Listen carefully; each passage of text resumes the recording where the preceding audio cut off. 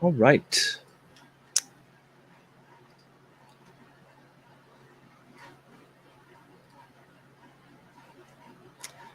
All right. Hello, everybody.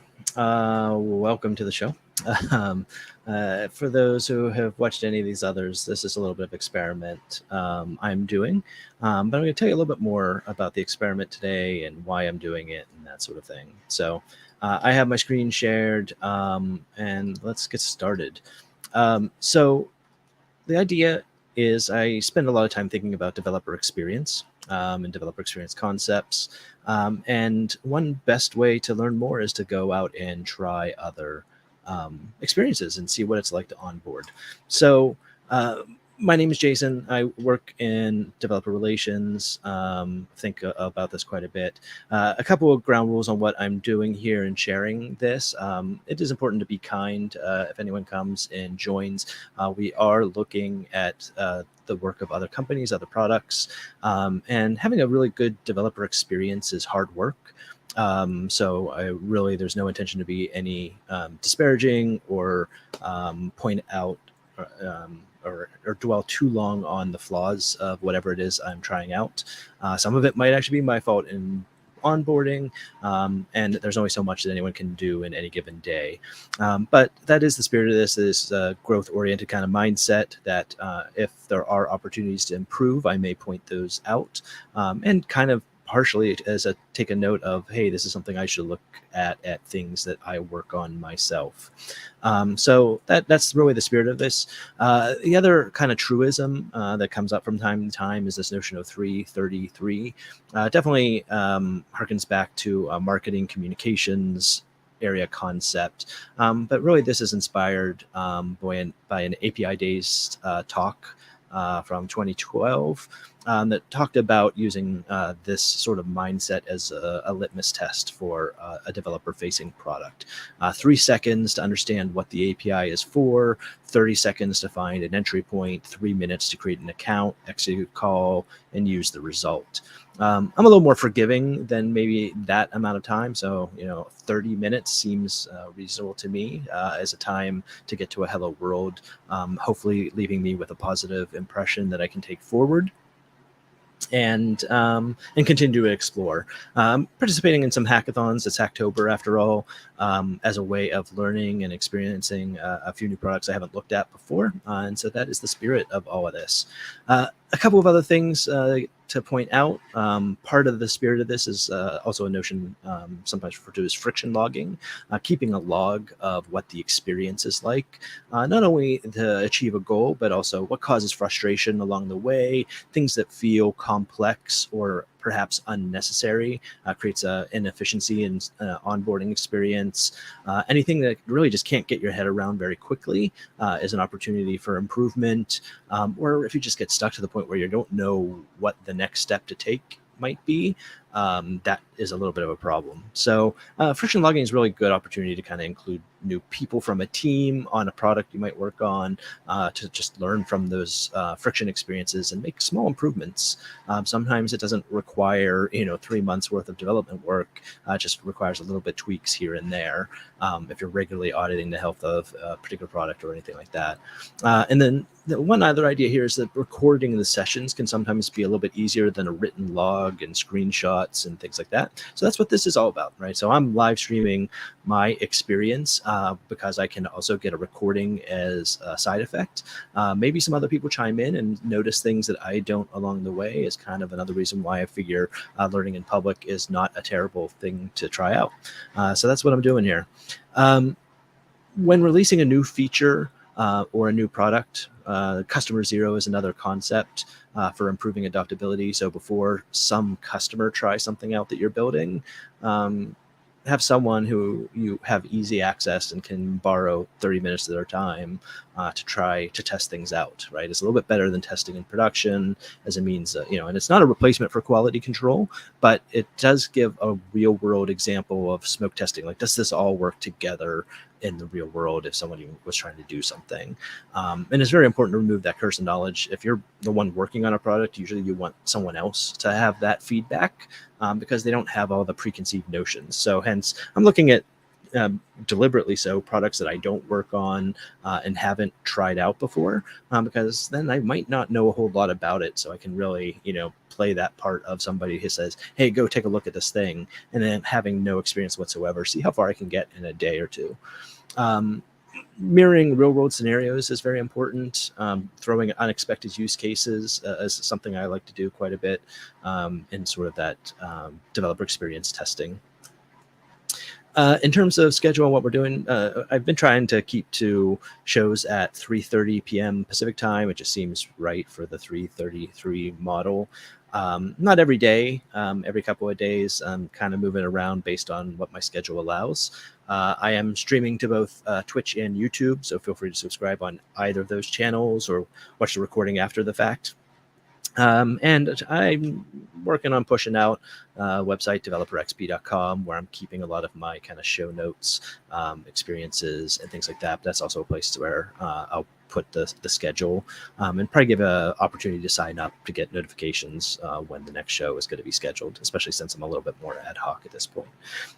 Today, I've heard about this thing, Bito AI, so that's what I'm going to be looking at during the rest of this time today. Also, there is a hackathon involving the Square API, so I'm going to actually go ahead and sign up for that hackathon and get started with those APIs and see what that experience is like. And then also on that spirit of doing hackathons and trying to write code, there is a lot of popularity around using AI tools. So RepLIT or Replit, I don't actually know how to say it out loud. I've only read it, but it's a tool called Ghostwriter, something else I'm going to try and see how it goes. So with that in mind, let's go. So I'm going to exit out of that and get started. So as I mentioned, I'm going to take a look at a tool called Bito AI. So that's what we're looking at here.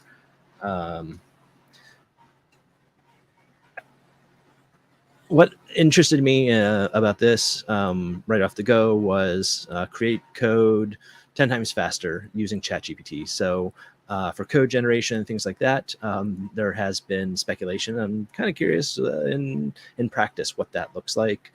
There's a few calls here that a highest rated AI app showing up in Product Hunt, things like that, boosting productivity, trusted by lots of developers, and a lot of big tech brands there is a good sign.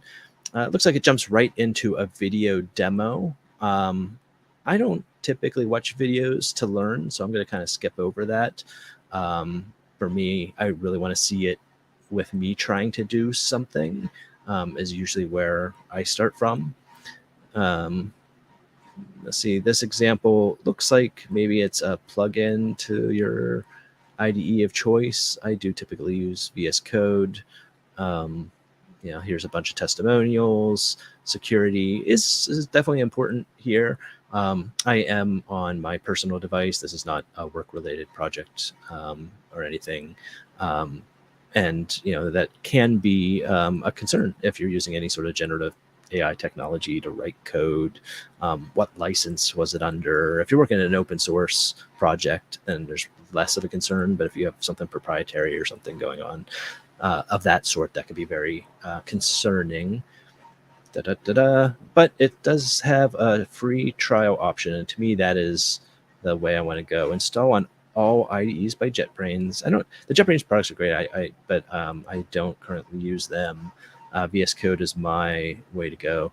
So this does look like a link to the marketplaces. So VS Code Marketplace, I see. There's even a Chrome extension that could be interesting for some of the online IDE type tools, but also a CLI. I'm intrigued by the CLI, so I'm going to go take a look at that for a moment. Partially because installing a VS Code plugin can be a little onerous sometimes. So I'm kind of curious whether the CLI gives me everything I would need, or whether I do want to go the full inline IDE. Command line interface to the AI chat functionality, to the early alpha, but it has been 2 months, 8 months, 6 months. So this Okay, wait. But the most recent version was 2 months ago. Okay, so there's the ability to pull up past versions. Um, da, da, da. I don't know. I maybe I start this way. I don't mind downloading and installing a CLI. Let's give that a try. Um,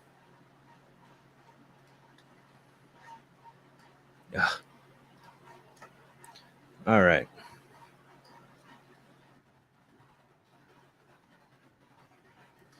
Um,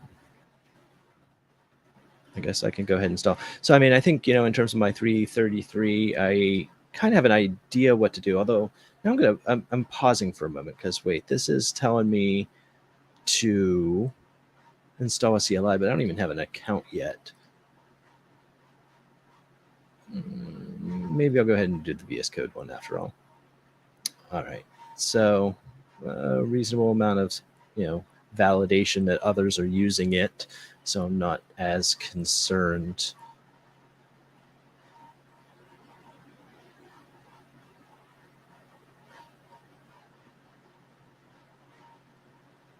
Pre-built prompts, generating comments. That could be useful for documentation purposes. Optimization of code performance, generating unit tests, because we don't all do test-driven development, I suppose. Okay. Well, this all seems reasonable enough to try. So let's go ahead and give it a try. Here we go. I have a particular workspace I'm in right now. I will go ahead, install it, and hope for the best. Okay. So, I do find it interesting. I don't need an account. I was kind of expecting maybe that would be the case. Again, thinking through 3 seconds to figure out what it is. For the most part, it had a pretty clear message of what this, aims to solve for me. Um, now 30 seconds to find the entry point. Well, I found two. I've got the CLI to get in, as well as this. So anyway, it looks like I've got it installed. But now I do want to get to Hello World. Like, what is the first thing I would do? I could go back and watch that video, but again, I just I think one of the reasons is a lot of times when I'm learning new technologies or doing things like that, I might not be in a place where I want to play audio. Um, Sometimes if I'm especially exploring new things, I might be on a mobile phone, that kind of thing. That's another reason. I know a lot of, that's not to say that video is not a great way to learn, because obviously a lot of people do prefer that method. And I think it all has to do with whether you're a visual or an audio person, or auditory. So, well, I guess with that, I do need to watch this demo. No, it's okay. Let's go back to the website.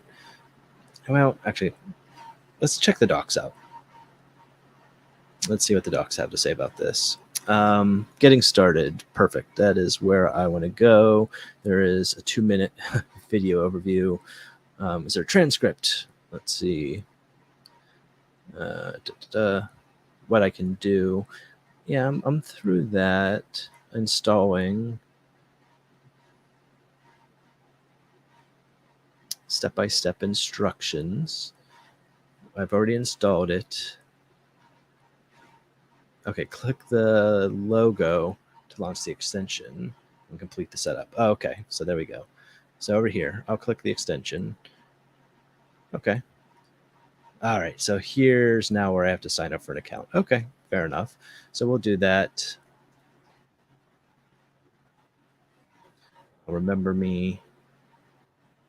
Terms of service, privacy policy is probably straightforward type things. All right, I'm going to go check my mail, get my code.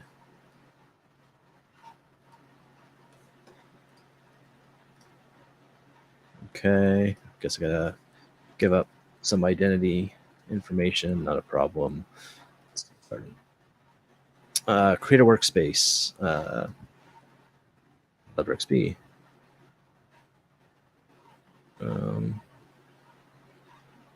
Yeah, it's fine. So it does seem to be set up if I was an enterprise to get my team in place. Okay, so ask any technical questions. Well, I don't have those yet. Let's go ahead and close that. So it is, the placement is here is interesting. I bet I could do upgrade your plan maybe later. Okay. So how do I want to start? I suppose right now I don't have a project in mind, something to start using it with. I wonder if they have something like that that I can use as kind of a starter. Because at this point, I'm evaluating. I don't want to go into one of my actual projects that I'm in the middle of, not with something that's a little bit more experimental. Um, Eventually, if I trust it enough, I would want to do that. But all in said, let's take a stock of where we are. I figured out what it was for. I was able to sign up for an account, which is good, but I haven't been able to make it do anything quite yet. But we're getting closer. So let's see what else. Maybe I'll just explore just a little bit. Okay, that opens a website. Manage repositories. Maybe later. Okay.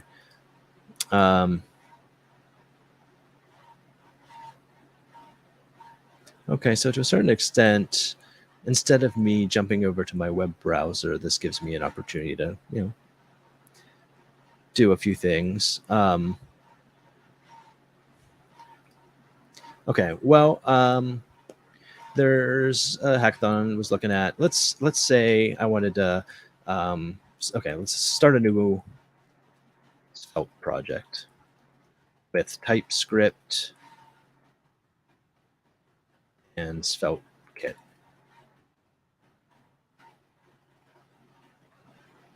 Okay.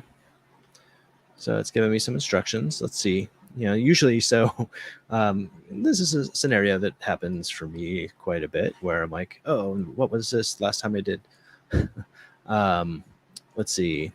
Ensure that you have Node installed on your system. You can download it from the official site. I do. What do I run in here? 18. Okay. Open your preferred terminal command prompt, which is an interesting, contextual awareness of me being in VS Code could be tuned a little bit. Install the Svelte project template using the following command. Is that what I normally would do? It's a good question. Let's go ahead and run it though. Svelte.js template. I don't. Yeah.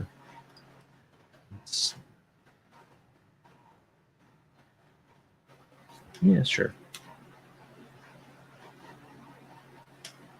Okay, so this is giving me a Svelte app.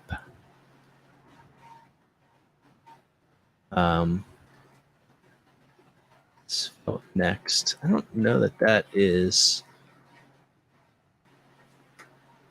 I'm gonna have to open up my own notes. Last time I used a Svelte project, or I could go to learn.svelte.com, a dev, and take a peek at it. Because I thought I would just do an npm init and then install. Where should we create your project? Current directory.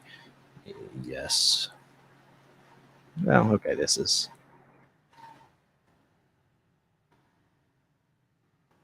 TypeScript. Feels a little bit. I did start a Svelte project recently. It feels a little bit different than what I did recently. But it is an example where I do, even though it's a simple command, it is the type of thing you do once at the beginning of a project. Um, and unless you're starting lots of new projects quite often, it might be something that's easy to forget. I'm looking at some of my notes off screen to remind myself. Well, I guess it doesn't really matter. So I'm following these instructions. Now I can run npm install and see if we get something reasonable.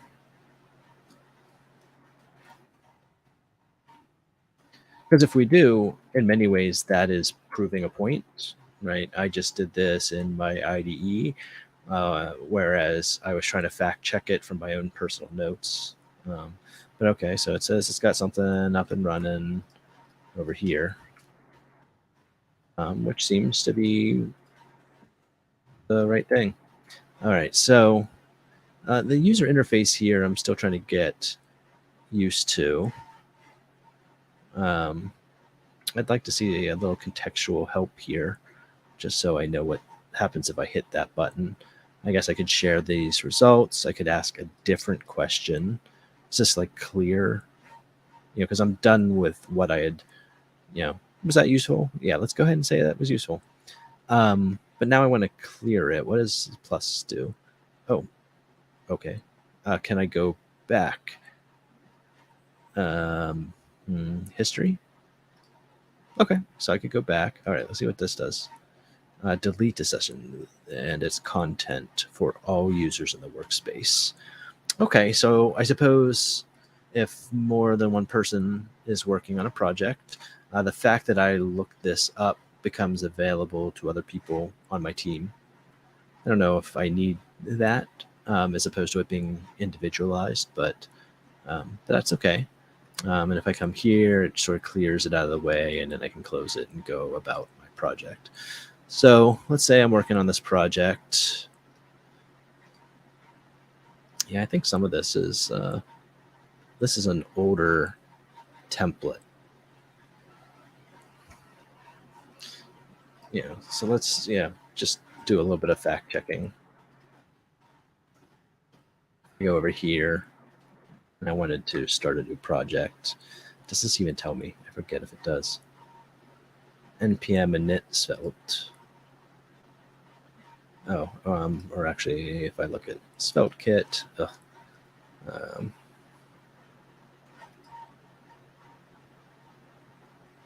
right, this is saying create. So see this instruction, this is more what I had done or was expecting possibly. So let's just, for giggles, let's do that. If I do my app instead, yes. So I can already see, some similarities here, right? I can do a skeleton project with TypeScript. These are all checkboxes. So this onboarding here is actually a little bit different version of it, right? Okay, so now I am here. So if I go into my app, npm install,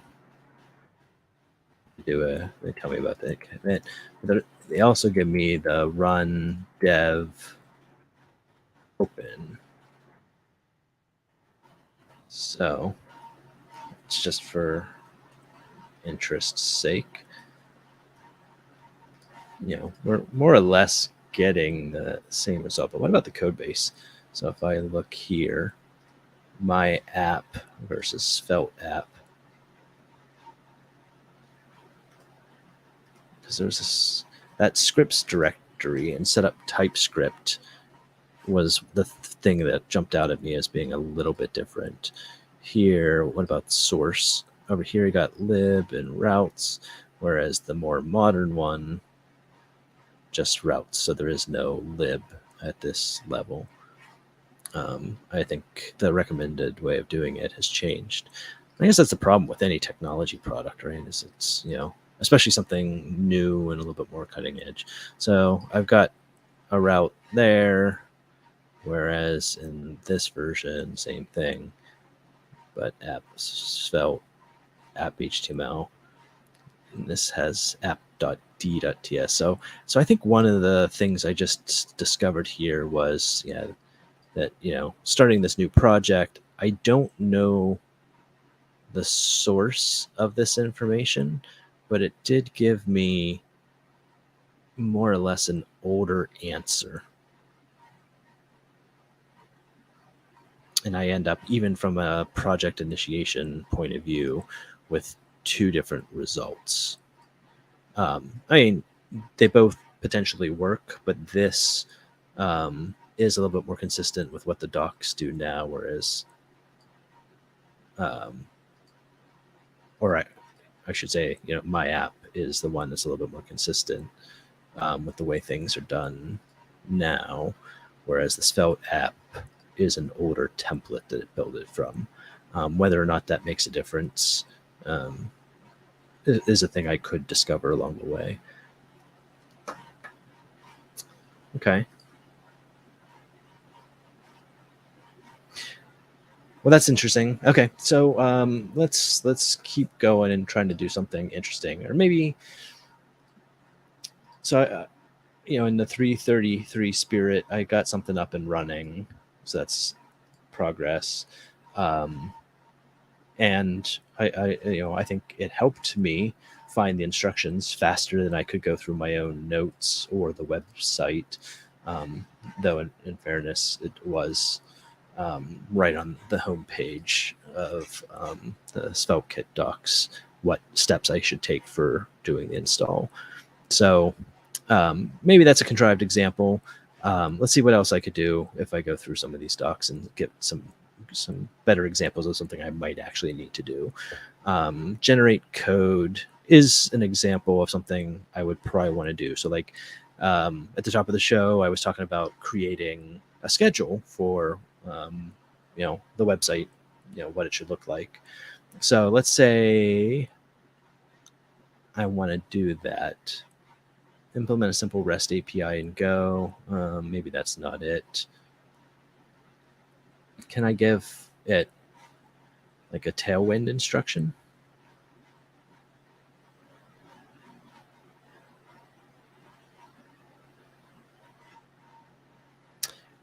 I like this example because I do think, if this is chat GPT based learning concepts, is probably something that would be really, really good at.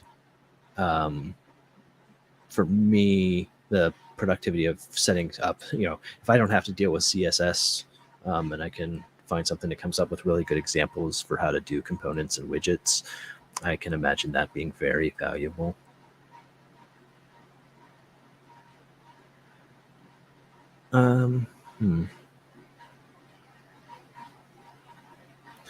Let's explore some other things that they got going on here. So I didn't install the CLI yet. I did get the VS Code extension up and running, which was good.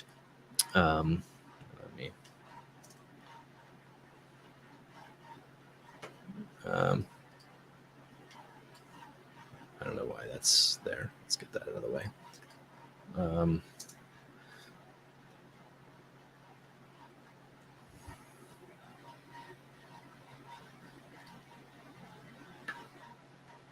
I do like this example, right? So if you're toward the, a cleanup phase, you want to get some stuff documented.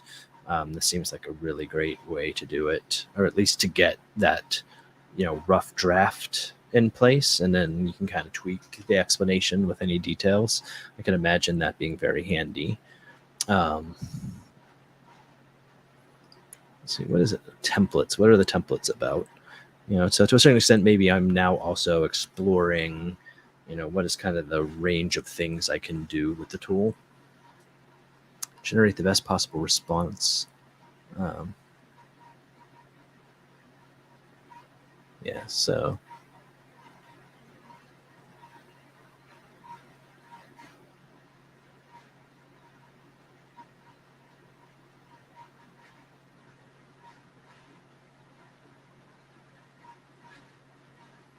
Okay, so there are some command prompts if I want to, execute a common pattern.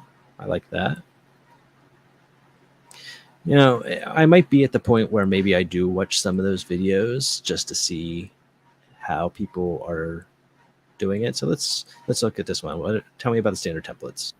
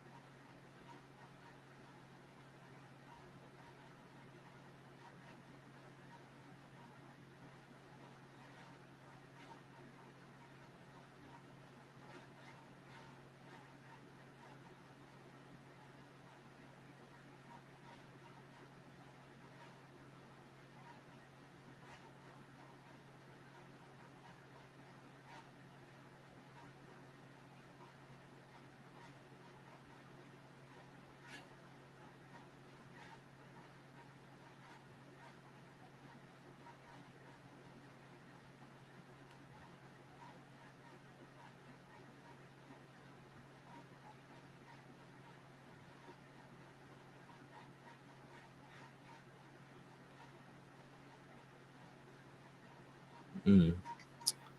I'm going to pause here for a second. Um, this answer that I'm seeing here, my initial feedback is it's actually rather verbose. Um, at least when I document code, I try not to describe what's happening, and I can see why the language model, the best it can do is explain what the code is doing. Usually, you know, right, one of those best practices is to explain why the code needs to do what it needs to do, not what it's doing.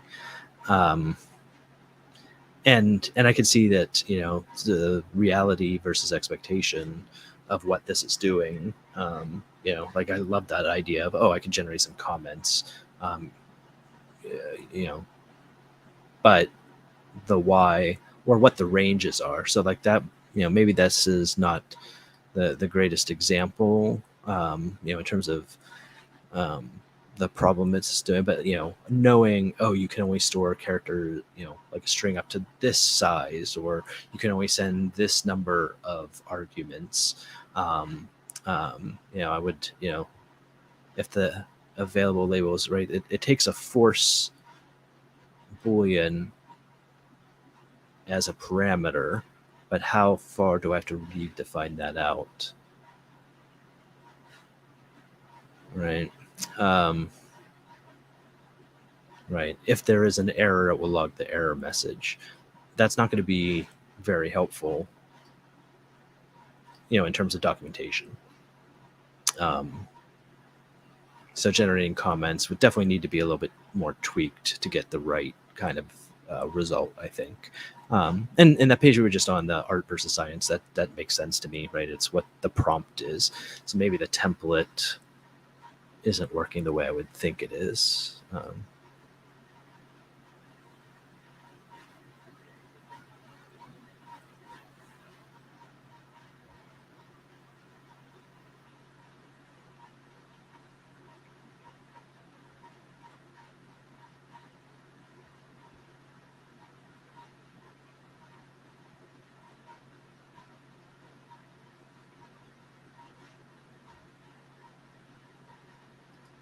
All right, so I'm going to pause and sanity check this. The function name should start with a lowercase letter according to convention. Well, that's not really a performance check, right? Yeah, that's style. Okay, but anyway, the parameter for should have a default value of false instead of being optional. Well, that's what the code is. I don't know how I would interpret that if that was what it was trying to tell me. The function does not return anything, which may not be desirable in some cases. That's not really is that a performance consideration, or is this just doing some validation, right? Like that is actually not a bad. I mean, I like that kind of result. If I have a function, um, especially if I'm doing something more TypeScript or strongly typed, I might be expecting a result. And so if there is a pathway that does not return one, um, but I don't know that that statement necessarily says it would be that inconsistency that would be a problem. To me, that might be a false positive in this example. The conditional statement in the beginning of the function is not necessary, since the function should always load the system labels if force is true.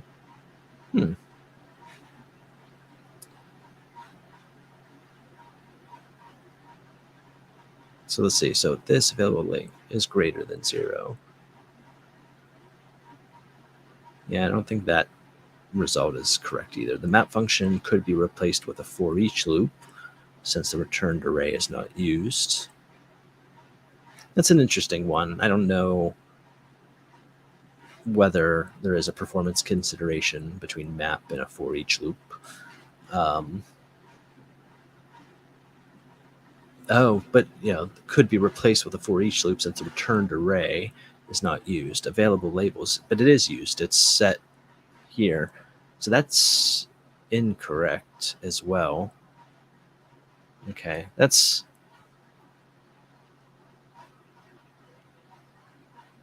yeah.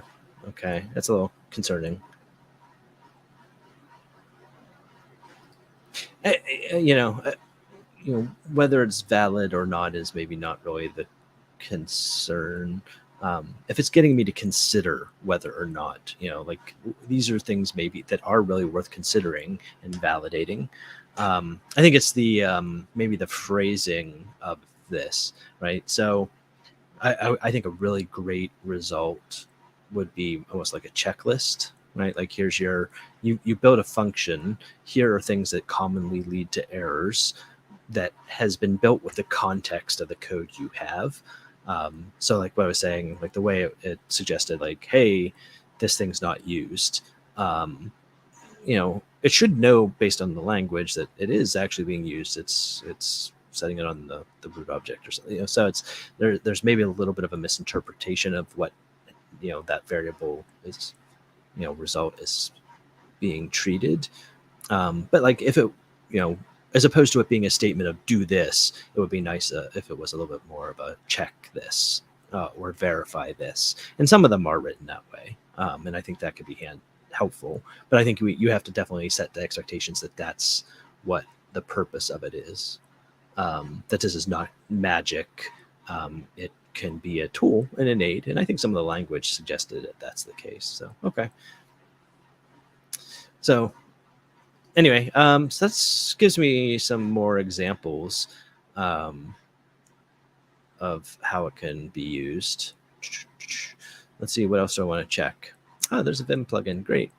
Um, there's no Emacs plugin though. That'll get me into trouble with someone.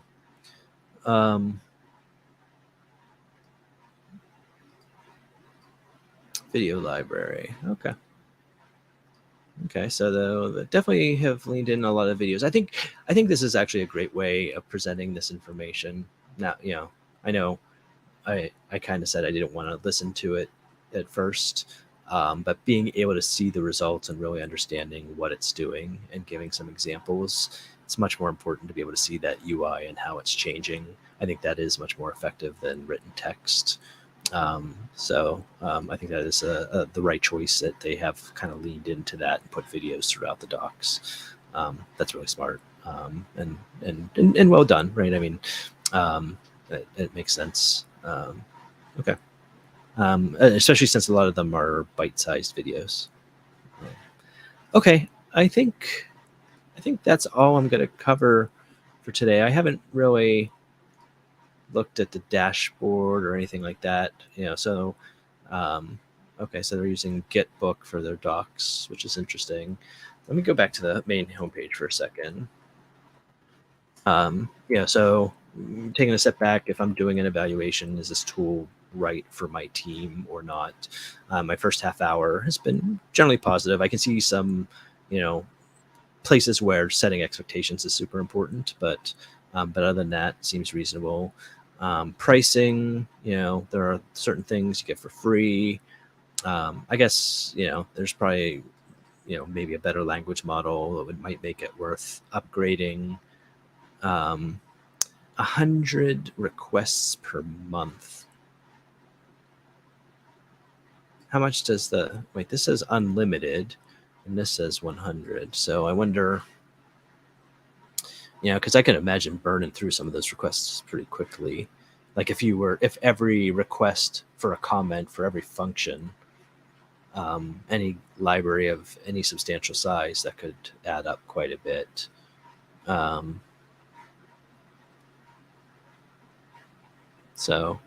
it's kind of an exciting area of what they're trying to do. I want to get in and see the dashboard if I can. So they sent me another code. Got it. Don't log into my account, please. What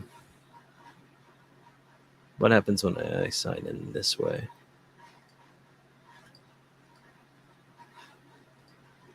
Wait, okay, so I'm logged in.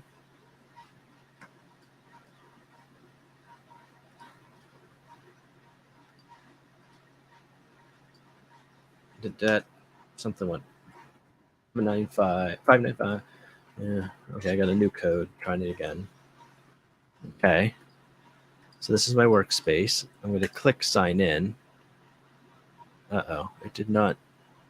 I don't know what's supposed to happen here, but it did not seem to get me in. So there might be a little bit of a login issue here. Okay. Well, there we go. With that all in mind, I think I will call it an end of exploring this for now. Next time, I'm going to be looking at Square APIs as part of their upcoming hackathon, just to see if I can get it off in a good space. That might also give me more opportunities to play with the AI tool here. If you, I suggest go try it out, see what works for you on your projects. For me, it seems that a hackathon might be a really good opportunity to kind of put it to a test, especially if I'm working with some new APIs or technologies that maybe I haven't used before, which is usually why I participate in hackathons. So, okay. Well, anyways, thank you for tuning in or watching the recording later on. Hopefully that was helpful, and more next time. So thanks. Have a good day.